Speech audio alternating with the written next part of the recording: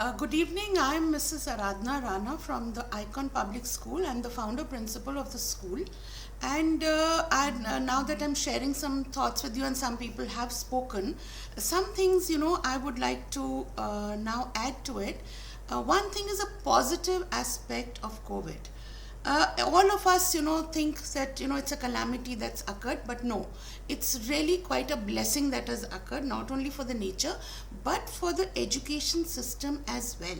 Of course, it came a bolt out of the blue, and we thought that, it would all go haywire. And then we found our feet and we started adjusting. But now, with, having spent these 1 or 2 months in this lockdown period, I think it's quite a blessing. Now the teachers were very good. They were teaching in classrooms with their methods of teaching. They were taught in their B.Ed classes, and suddenly they were thrown into the sea and they learned to swim. They learned this technology so fast, and this kind of excited them. And now you see how enthusiastic they are about using this technology. There are no time limits. They are not cribbing about evenings, mornings. They are concentrating on uplifting themselves. Students always thought that school was a place where you were sent to by the parents. The parents were paying the fee, and the management or the principal and the teachers, they were the ones who wanted you to study. So it was for them. The whole education was not for me. This realization did not come to them for a long period of time.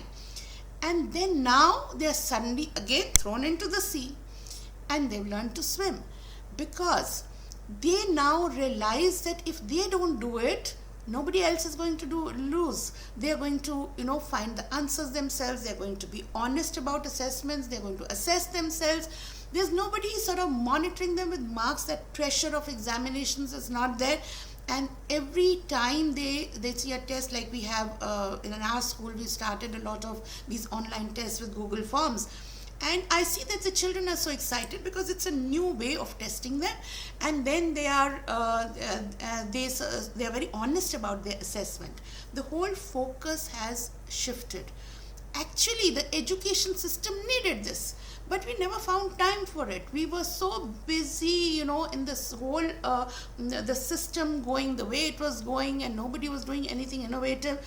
And suddenly this has come, and this was actually the need. Now we'll produce thinkers, we will produce innovators, we will produce, even in language, we'll produce more poets. I'm sure we'll produce more writers, poets, because this is when people are exploring themselves. I think the whole education system will change, because it's not going to be the same kind of board examinations the way they were held. More online tests, more open book tests. So, which means the whole pressure of that system is off. Also, there's got to be a lot of change in finding solutions, and the shift of how the whole market is going to pan out. Now, if you see certain professions, they suddenly become very important. So we'll have more analysts, we'll have more strategists, we'll have more doctors. These kind of things which have opened up have shifted the whole education system to a path where I think the whole world is going to be different. We need to see this more as an opportunity, learn these new techniques, use them, excite our students. The second thing is that the screen time. Initially, a lot of parents had this problem about students having too much of screen time. So what we tell them is, okay, cut down on the screen time otherwise. Now the screen time is used positively. If a student is sitting 4 to 5 hours, learning on screen, he is, one, not going to have so much energy. Two, is not going to have that gadget, because other people also need the gadget.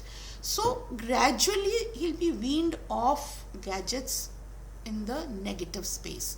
He will come on to the gadgets on the positive space.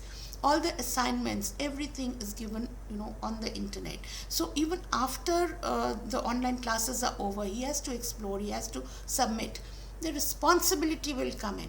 If he does not submit an assignment or he does not answer in the class, he just loses out. The teacher can neither punish him, do anything to him, so he does not learn. And this is going to, I think, be a very, very positive thing in school education. In the beginning, when we had this lockdown, the first thing that we did was to announce a create and win contest. We actually did it for fun, and we thought, the children should not feel that they're not coming to school. So let them make short videos and post them, and then we'll have good fun. But the response was so tremendous. The way the children started sending the videos, it became almost 100 to 150 videos a day. And this whole competition set in.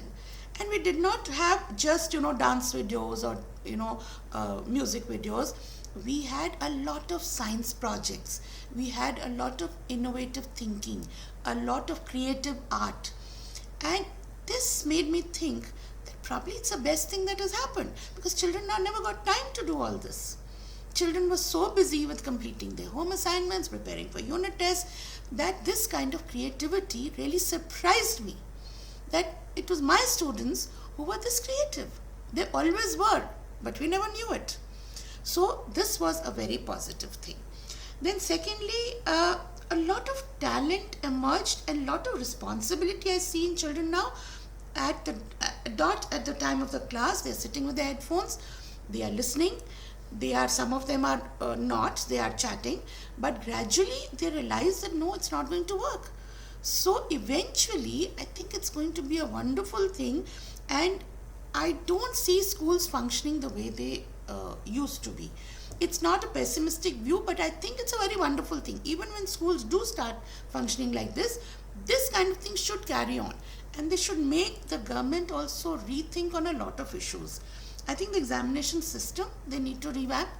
Secondly, the rural areas where internet facilities are not there, they could probably, upgrade, I think Reliance and all these kind of firms should go in and focus on making every corner of India Wi-Fi zones, or, good connectivity.